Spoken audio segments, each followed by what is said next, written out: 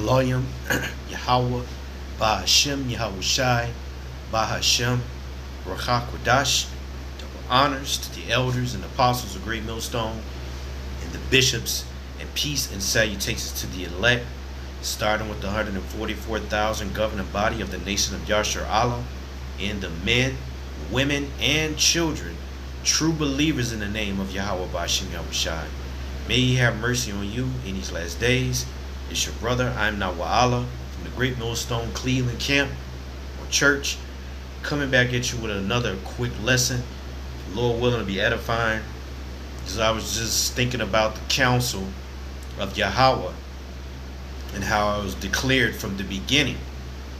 And so I just want to just build off of that particular precept, and I got a few others to line up, and Lord willing, this will be edifying precepts that we've all heard, but they're very what's the word I want to use? They're very enlightening, and they give you hope, because if you're studying and if you've been acquainted with the men of Great Millstone, or more important, the elders and apostles, starting Apostle Tahar on down, then you've been guided by the right leadership. And then if the Lord is dealing with you, the scriptures that I'm going to read, they bring comfort. They should. If you're in the spirit. Nevertheless, this is Isaiah chapter 46, and I'm going to start at verse 9. It says, "Remember the former things of old, for I am the Most High Yahweh, and there is none else. I am power, and there is none like me, declaring the end from the beginning, and from the ancient times the things that are not yet done, saying, my counsel shall stand, and I will do my pleasures." Now this is one an example of one of His pleasures that hasn't come to pass yet. This is Jeremiah chapter 30 and verse 7. It says, "Alas, for that day is great. Alas, for that day is great, so that none is like it. It is even the times of Jacob's trouble, that he shall be saved out of it." Now, the reason I read that scripture is to back up some scriptures that I'm going to read about being, if the Lord is going to deliver you or not. Or who can and who can't deliver you. Everybody, have their understanding, what they think they got the understanding, and they have their own gods. You got Yah and Yeshua and Yahweh, all false names, number one. Then you got Jesus, you got Buddha, okay, you got Hare Krishna, and of course you got what you so-called atheists, those of you that don't believe at all. So you would not really be afraid of Jacob's trouble. You're not concerned about being saved out of it. Let me give you the breakdown of the word trouble here in this precept right here. I'm going to give the blue letter. I don't have my speakers set up, but I can still read what trouble means. It's Strong's H6862. It says straits, distress, trouble, vexer. Okay, it says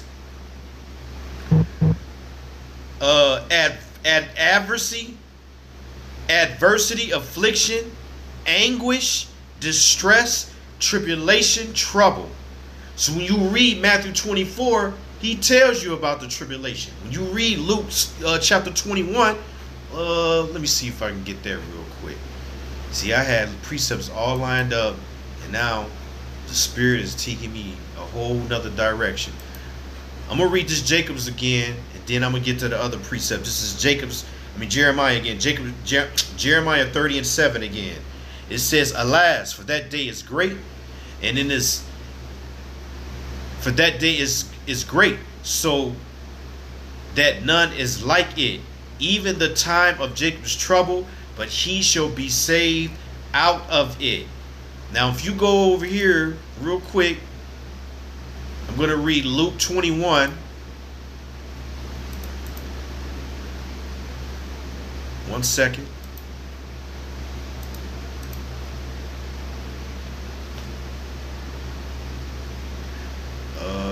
Let's see.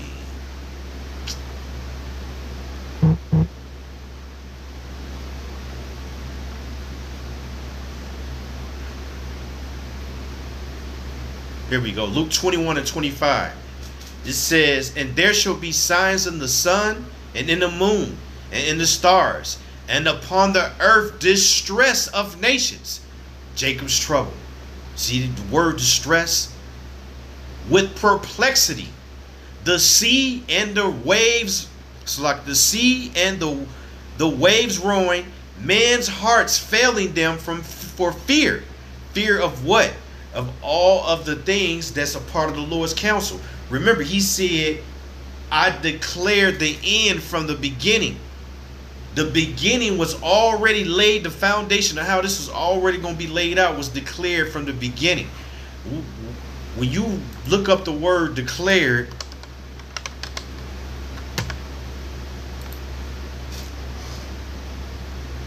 it says made known or openly, opposite of undeclared, stated, made known openly. Okay, so he declared it, published it, and it's being spoken through his servants, the prophets. Luke 21 and 25 again. "And there shall be signs in the sun and in the moon and in the stars, and upon the earth distress of nations and perplexities, and the sea and the waves roaring, man's hearts failing them for fear, and for looking after those things which are coming on the earth. For the powers of heaven will be shaken. And then they shall see the Son of Man coming in a cloud with great power and great glory." What is that cloud? That is a chariot. It says, "And when these things begin to come to pass, then look up and lift up your heads, for redemption draweth near." But if you don't understand what the Lord is doing on the earth right now, you won't really want to be looking for those chariots to come. You won't have that spirit because you never understood that he declared these things from the beginning. This is Jeremiah chapter 28 and verse 8.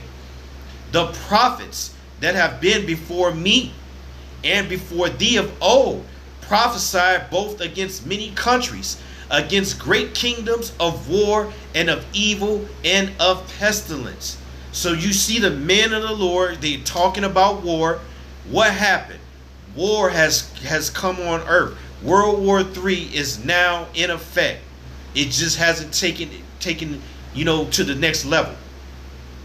"And evil," the Lord said, let me get this precept.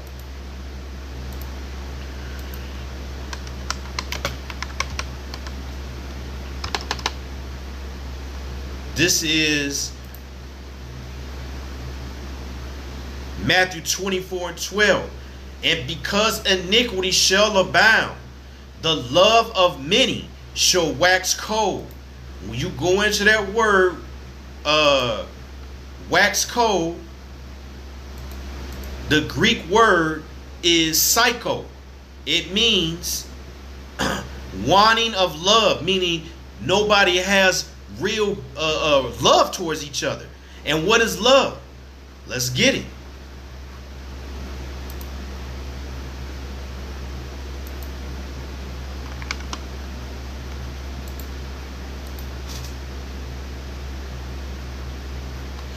This is love. This is John, 2 John 1 and 6. "This is love, that ye walk after his commandments." Who? Yahweh. Ba'ashem Yahushai. "This is the commandment, that as ye have heard from the beginning." See? "Ye should walk in it." So this was also declared from the beginning. John 15 and 12. "This is my commandment, that ye love one another as I have loved you." So if you ain't in the truth and you don't understand what love is, then you're probably here, Matthew 24, okay? Matthew 24 and 12. "And because iniquity shall abound, the love of many shall wax cold. That's why you got everybody killing each other. You got mothers killing their sons, sons killing their parents, husbands killing their women, wives killing their husbands. And of course Esau getting his 2 cents in as well. And then you got the YNs killing each other. It's truly a sight to see. But for those of us who are in the truth, the 100% truth, we're witnessing the downfall of this kingdom. Matthew 24:7. For nation shall rise against nation, and kingdom against kingdom, and there shall be famines. There's a famine going on right now in Gaza, okay? And that famine is going to ultimately end up here in America. And pestilence and earthquakes in diverse places. Diverse places mean there's earthquake. Diverse is a sorted amount. Earthquakes all over the United States of America and all over the world. That's a sign. But that was declared again from the beginning. Back to that Jeremiah 28 again. You see how the Old Testament links up with the New Testament. Jeremiah 28:8 again. The prophets that have been before me and before thee of old prophesied both against many countries and against great kingdoms of war and of evil and of pestilence. So the Lord Yahushua even prophesied that these days will come. Here's another prophecy that hasn't been fulfilled yet, but it's gonna come from a prophet. This is Daniel chapter 12 and verse 1. It says, and at that time shall Michael stand up. What time? Jacob's trouble. Luke 21:5. Okay, Matthew 24. It says, the great prince which standeth for the children of thy people. What people? The Israelites. You so-called Negro, Latinos, Native Americans. But listen, it says, and there shall be a time of trouble, such as never was since there was a nation, even to that same time. And at that time thy people shall be delivered. What people? Not all the Israelites. Look what it says. Everyone that shall be found written in the book. Everyone that should be found written in the book. So that means the elect. That's not talking about everybody. This is Isaiah 45:5. I am the Lord, and there is none else. There is no God beside me. I girded thee, though thou hast not known me. You see, he is the power, the true living power. Yahweh Ba'ashem Yahushai. He says, they that may know from the rising of the sun and from the west that there is none beside me. I am the Lord, and there is none else. You see that? So when all these things are happening, and he declared the end from the beginning, he's letting you already know. I already decided who was going to be saved and who wasn't going to be saved. You see? I already determined from the foundation of the earth who was going to be delivered. Who was going to be a part of my elect that I deliver out of this time of trouble that we're coming into. Slakia. I got another precept. This is Ephesians chapter 1. Let me see. I don't want to read all of this. I just want to get right to the point. It says,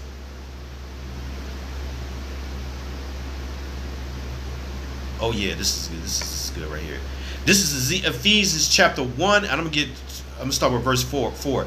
According, you know what? I'll start at verse 3. Blessed be the Most High and Father our Lord Yahushua HaMashiach, Yahweh Bahashem Yahushua Barakatah.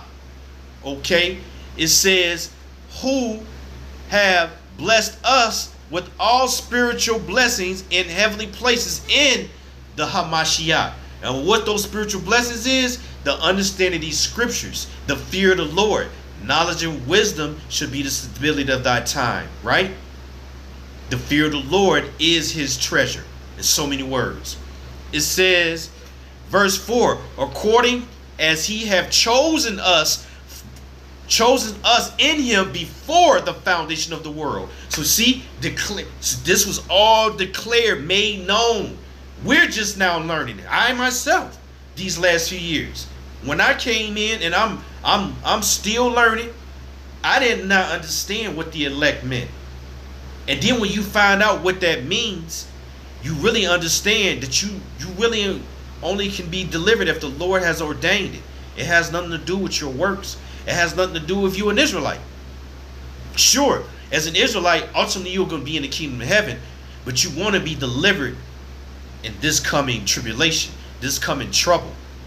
When Esau has been given all reins to afflict the Lord's people for your abominations, for your disobedience, for your iniquity.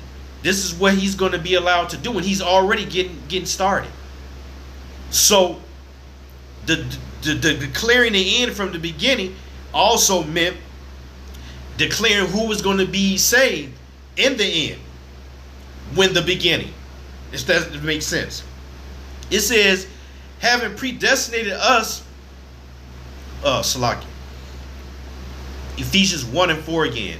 According as he hath chosen us in him before the foundation of the world, that we should be holy and without blame before him in love, having predestinated us unto the adoption of the children by Yahweh HaMashiach himself, according to the good pleasure of his will. Remember, he said, I will do my counsel and my pleasure, right?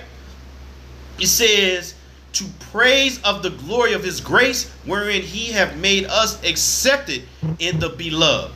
Okay? It says, in whom we have redemption through his blood, the forgiveness of sins according to the riches of his grace, wherein he have abounded towards us in all wisdom and prudence. That's a gift. So now when you were reading Daniel 12, okay, as I said, everyone that shall be found be written in the book. That was already in the book before the beginning. It was already laid out. Isaiah 45. He's letting you know this. I alone. Okay? He gave a blueprint to his son, right? And all this was created only to destroy it and then put the Israelites back in rulership. This is Deuteronomy chapter 32 and 39. See now that I, even I, am he. This links up with Isaiah 45. He says, there is no God with me. I kill and I make alive. I wound and I heal. Neither is there any that can deliver out of my hand. So nobody gets away with without being judged. This is why you should fear the Lord. He tells you these things through his prophets. These things were written for our learning, so that we can understand how to move in these last days. You're a fool if you don't have to fear the Lord. But then again, John 6 and 44 says he's got to draw you near his son in order for him to deal with you. So that's why it's important to know the name and to believe it. And the Lord knows if you believe it or not, because your works is going to determine if you believe it. Who you listen to, who you follow. That's right. If you follow and listen to the men of Great Millstone, not saying you're going to be saved because you're in Great Millstone or you listen to them, but that's at least the way to go. You'll at least find 100% truth there. You'll find men who work hard all day and then labor the rest of the time they got for this truth to feed the flock, to hopefully seal the elect so that we could be saved, if we even a part of that. And again, when I learned about the elect being, predestinated and all those good things, well, what it meant for me was it's a possibility that I might not be saved. Did that discourage me? No, it gave me fear to want to try, because there really isn't nothing else to do. To sit back and say, well, then I'm going to just be a regular Israelite and just keep committing iniquity. Well, how would that show the Lord that you might be worthy? Remember, we don't know. Well, let me get that real quick. Let me get that.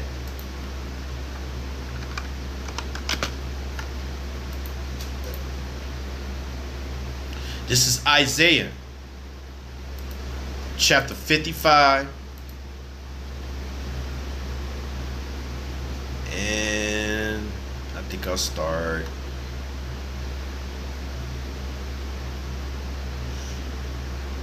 Yeah, I'll start at verse 6. It says, "Seek ye the Lord while he may be found.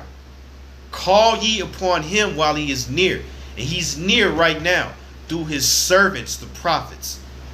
Let me get that real quick. Amos 3. Just, real quick. Nothing, deep. These are repetitive scriptures. They first and foremost to keep me in line, and then for those who it's meant for. This is Isaiah 3 and 6. It says, "Shall a trumpet be blown in the city, and the people not be afraid?" No, the people aren't afraid. "Should there be evil in the city, and the Lord have not done it?" He did do it. He's letting you know. Isaiah 45 and 7. "I form the light, create darkness. I make peace. I create evil. I, the Lord, do all these things." So back to Amos 3 and 7. It says, "Surely the Lord, Yahweh, will do nothing, but revealeth his secrets unto his servants the prophets." So back to Isaiah 55 and 6 again. "Seek ye the Lord while he may be found, and call upon him while he is near." While he is near, because again, he's near in these videos, okay, on the highways and byways, all right?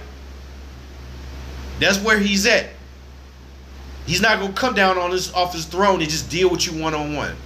It says, verse 7, "Let the wicked forsake his way, and the unrighteous man his thoughts, and let him return unto the Lord, and he will have mercy upon him, and to our power, for he will abundantly pardon." This is the point. "For my thoughts are not your thoughts, neither are your ways my ways, saith the Lord." So there is no way for you to even understand why he set everything up like he did. When he said, "I declared the end from the beginning." You can't. He is way out, man. The only thing you can do is get in order, repent, and hope and pray that you are of the elect. And if you're not, unfortunately, yeah, the destruction is coming. You might not get beamed up, but why think about that when you could be redeeming the time, like the scriptures say? Because the days are evil. You don't know. You don't know what he's got in store with you. That's why I read, his ways are not our ways. You see? It says, I'm going to read it again. "Now that I, even I, am he, and there is no God with me, I kill and I make alive, I wound and I heal. Neither there is any that can deliver out of my hand." So this is what the Lord says. So if he said no other God can deliver you out of destruction, he just explained to you, he do all the killing, he do all the healing through his son. But this is Jeremiah chapter 10 and 10. "But the Lord Yahweh is a true power. He is a living power and an everlasting king. And at his wrath the earth tremble, and the nation shall not be able to abide in his indignation." This indignation right here, Isaiah chapter 26 and 20. A lot of these scriptures you probably heard me say over and over. They come out in different ways because it's precept upon precept to build up for the edification, and because I don't want to be speaking too much to my own, opinion. I want the Lord to do the speaking, and then I build off of what the scriptures say. And the word indignation prompted me to bring this precept up. It says, Isaiah 26 and 20, "Come, my people, enter thou into thy chambers, and shut thy doors about thee. Hide thyself, if it were a little moment, until the indignation be overpassed." And what is indignation here?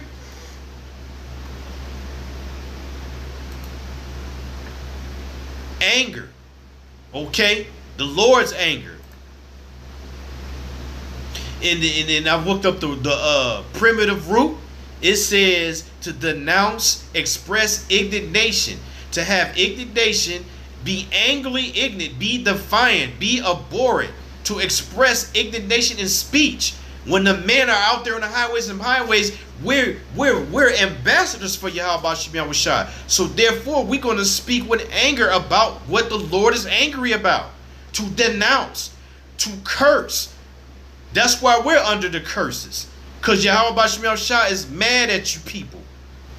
Okay? It says, Isaiah 26:20. Come, my people, enter thou into thy chambers, and shut the doors about thee.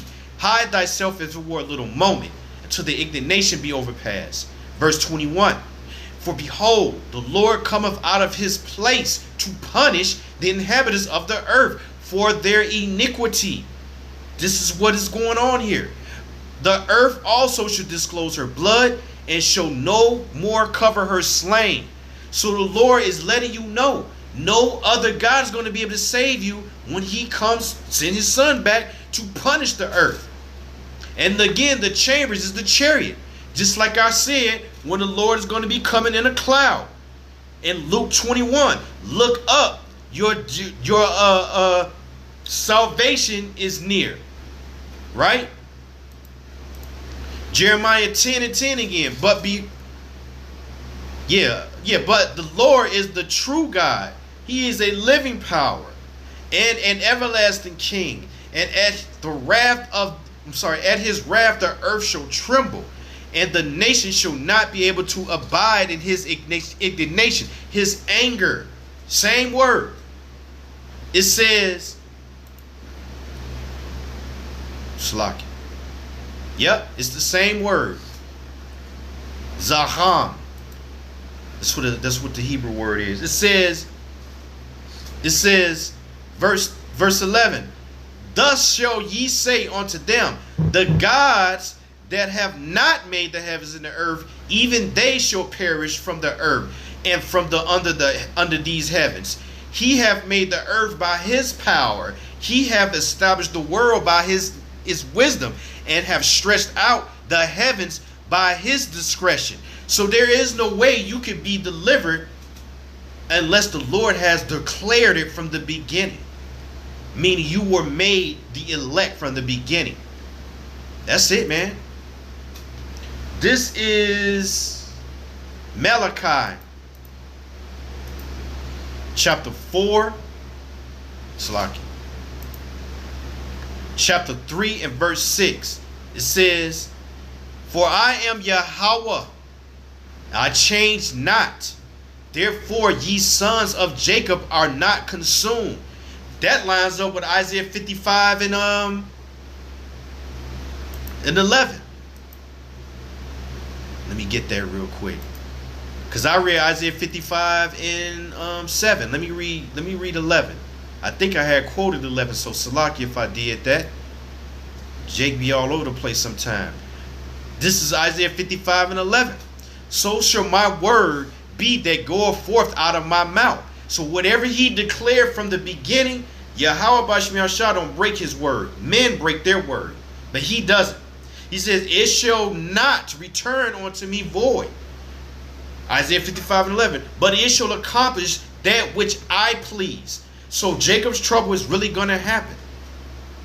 Anything that you can think of that's torturous, that's evil, that something like you've never been before, that's Jacob's trouble. And he's letting you know, I'm going to do that. It says, but I will accomplish that which I please, and it shall prosper in the thing whereto I sent it. So Malachi 3 and 6 again. For I am the Lord, I change not. Therefore ye sons of Jacob are not consumed. Okay. One more precept.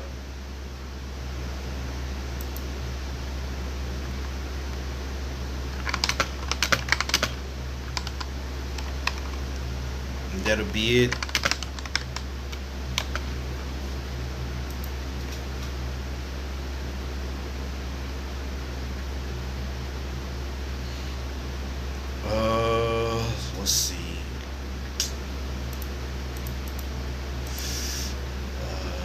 Slacky, 1 second.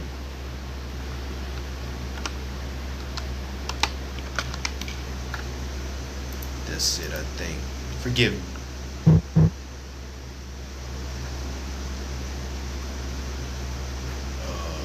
Let's see.